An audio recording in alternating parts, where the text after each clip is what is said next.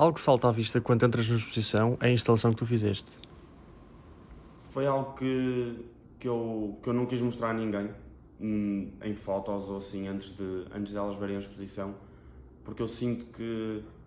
quando as pessoas viram a minha exposição foi do género, ok, vamos lá ver quadros. Então, ou seja, e isso é importante, sim, porque muito pouca gente viu os meus quadros, porque sou um artista que faz as coisas muito à porta fechada, ou seja, mesmo pessoas muito próximas,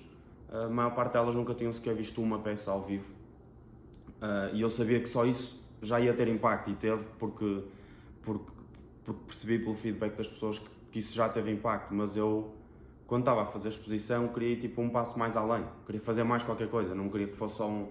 ok, viemos ver quadros, são diferentes, não estava à espera, mas pronto, tipo, queria algo mais, e por isso, e por isso quis fazer essa instalação,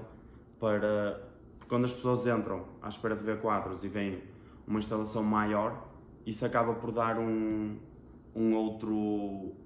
respeito. Torna diferente, tem um impacto e um respeito diferente. Para além disso, exatamente como eu faço tudo à porta fechada e quase nunca ninguém vê o que eu faço, também não vê o que é que está por trás dessas criações, e isso foi uma das coisas que eu também quis mostrar. Se eu sou muito reservado nesse sentido, queria usar alguma coisa para mostrar o que é que está por trás de tudo aquilo que as pessoas estão a ver, para eles perceberem e sentirem também o que é que está por trás. Outra coisa que eu também quis mostrar um bocado nesse sentido foi qual é que foi o processo para eu definir como é que ia fazer aquilo. Na altura eu estava a viver em Lisboa, por isso não tinha acesso ao espaço sempre. Então pedi a uma amiga minha, que também é artista e arquiteta, para ela me fazer uma maquete do sítio da exposição, para eu poder estar em Lisboa e estar a imaginar como é que aquilo, como é que tudo iria ficar, como é que tudo iria encaixar, os tamanhos, os espaços, como é que ia ser. E por isso também quis incluir essa maquete na exposição. E, não, sinceramente, voltando à parte da instalação, a maquete foi fácil, foi só colocá-la, mas a parte da instalação não foi assim tão fácil, porque